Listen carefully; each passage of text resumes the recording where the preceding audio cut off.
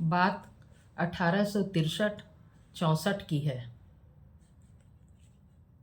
कलकत्ता के निकट दक्षिणेश्वर नामक गांव में रानी रासमणी के द्वारा बनाया हुआ काली मंदिर, उसमें श्री रामकृष्ण परमहंस अपनी साधना में लीन रहते थे। वह मंदिर की सेवा भी किया करते थे। वह जब जिस प्रकार की साधना करते, उसी प्रकार के भक्त मंदिर में आने लगते थे। एक बार माँ जगदम्बा की कृपा से उनके मन में वैष्णव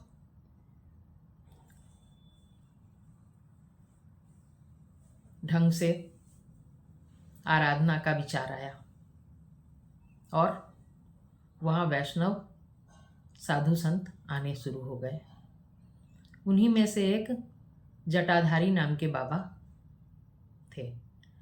बाबा के पास एक पीतल की मूर्ति थी, रामलला की। बाबा उस मूर्ति का, उस विग्रह का बहुत ध्यान रखते थे। उन्हें बच्चों की तरह नहवाना, भोजन कराना, भोग लगाना, सुलाना, सब कुछ करते थे। वात्सल्य भाव से उनकी वो आराधना करते थे। रामकृष्ण भी वहीं बैठे रहा करते थे। उन्हें बहुत अच्छा लगता था।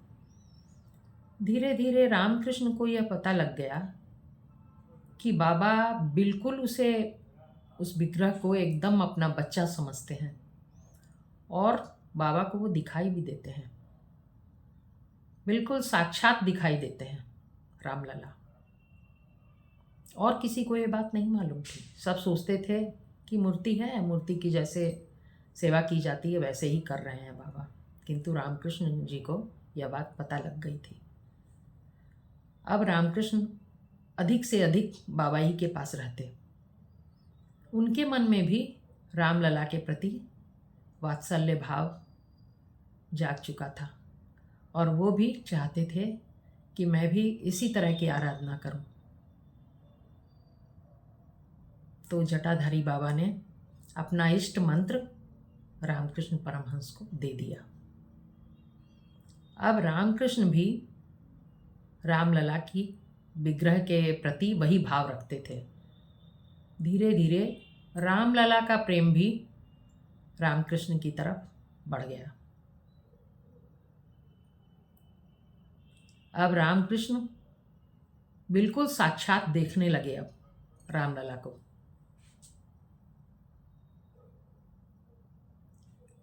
जितना स्नेह रामकृष्ण को था रामलला से, रामलला भी उतना ही प्रेम करते थे रामकृष्ण से।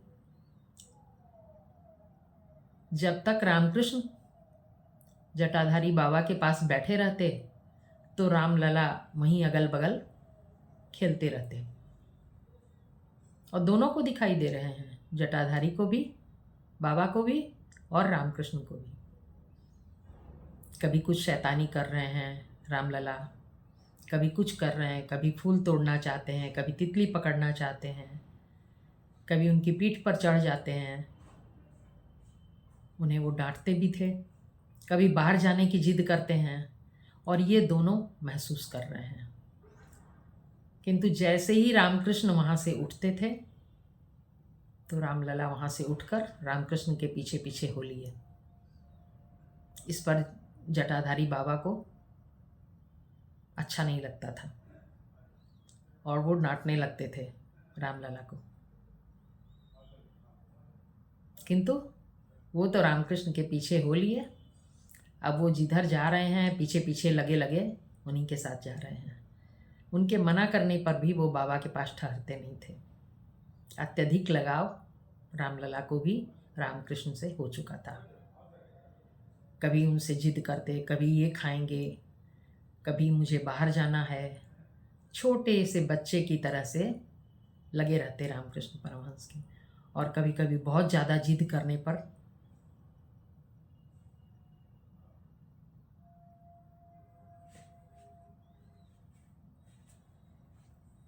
और ये बात बाद के समय में अपने शिष्यों से रामकृष्ण से ने बताई थी कि ये विग्रह ऐसे ही नहीं है, ये उन जटाधारी बाबा का विग्रह है दिया हुआ, और ये मेरे पीछे ही लग गए थे रामलला। जब ये किसी भी तरह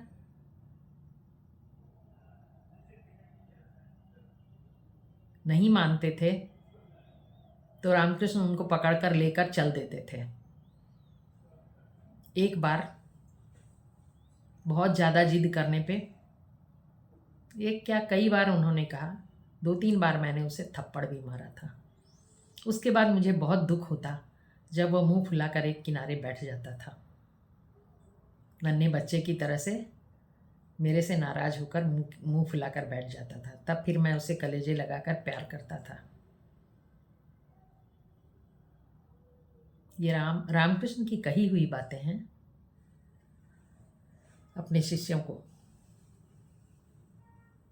एक बार बहुत जिद किया कि मैं नदी में नहाऊंगा, तो मैं उसको साथ लेकर चल पड़ा, और नदी में अंदर मैं भी नहा रहा था, वो भी नहा रहा था, रामलला, किंतु फिर निकले ही ना। और किसी भांति जब नहीं निकला तो मैंने गुस्से में उसके सिर को दबा दिया, ले जितना पानी में रहना है रह। फिर मुझे लगा कि उसका दम घुट रहा है। मैंने जल्दी उसको छोड़ा और अपने कलेजे लगा लिया। मुझे बड़ा रोना आया कि मैंने इतना दुख इतने नन्हे से बच्चे को दिया। रामकृष्ण उसे एकदम अपना नन्हा बालक समझते थे। और एक बार की और घटना भी रामकृष्ण ने अपने शिष्यों को बताई कि एक बार मैंने उसके मुंह में लाई दे दी थी। लाई में धान लगा हुआ था। वो धान के टुकड़े से उसकी जीभ कट गई थी, रामलला की। अब बताइए कैसा स्नेह था। वो बिल्कुल अपने नन्हे बालक की तरह और रामलला को देख रहे हैं वात्सल्य भाव से। उस दिन भी रामकृष्ण परमहंस की आंखों में आंसू आ गया और वो बोले कि कैसा दुर्भाग्य है जिस रामलला को माता कौशल्या ने दूध, रबड़ी, मलाई, खीर मुंह में दी थी, उसको मैंने कितनी कड़ी चीज़ दे दी कि उसकी जीभ छिल गई। मैं भी कैसा दुर्भाग्यशाली हूँ। और फिर खूब रोए रामकृष्ण परमहंस। इतना सामीप्य रामलला के विग्रह से, और विग्रह तो था ही नहीं, विग्रह से बाहर आ जाते रामलला, और उन्हें तो वो बच्चे की तरह दिखाई देते थे। जैसे एक बच्चे को हम लोग पालते हैं, उसी प्यार से, उसी डांट से, उसी स्नेह से वो रामलला के साथ व्यवहार करते थे। जब जटाधारी बाबा बाहर जाने लगे तब वो ले जाना चाहते थे विग्रह को। वो बहुत ज़्यादा उस विग्रह से प्यार करते थे क्योंकि उसमें तो उसके अपने रामलला थे। किंतु जब रामलला किसी भी तरह बाबा के साथ जाने के लिए तैयार नहीं हुए और रामकृष्ण के पास ही रहना चाहते थे, तब बाबा एक बार अचानक आए और रामकृष्ण से बोले कि ये विग्रह तू ही रख, अब ये मेरे साथ नहीं जाना चाहता, और मैंने इसको जितना इसका रूप देखना चाहा था उतना इसको मैंने प्यार कर लिया है। अब ये तुम्हारे पास रहना चाहता है और मेरे लिए ये बहुत खुशी की बात है कि इसे एक ऐसा स्थान मिल गया है जो मेरी ही तरह इसको प्यार करता है। अब मुझे चिंता नहीं है, अब तू इसे अपने पास रख, और जब कभी मैं आऊँगा तो मैं देखूँगा ये तेरे पास रहकर खुश है, इसलिए मैं तेरे ही पास इसे छोड़ जाऊँगा। और जटाधारी बाबा ने यह विग्रह रामकृष्ण परमहंस को दिया। रामकृष्ण परमहंस ने अपने शिष्यों को ये सारी घटनाएं बतलाई थी। तो इतनी अखंड भक्ति थी कि वो बिल्कुल रूबरू महसूस करते थे, गोद उठा लेते थे और उनके हठ को, उनके जिद को पूरा करते थे, उनसे खेलते थे। बाहर जाने की जिद हो तो उनको साथ लेकर जाते थे। नदी में नहाना है तो भाई चलो ठीक है, ज़्यादा जिद कर रहे हो तो नहवा जाता हूँ। जैसे हम लोग जो ट्रीटमेंट बच्चे को देते हैं, जो व्यवहार, वो व्यवहार रामकृष्ण परमहंस रामलला को दे रहे थे।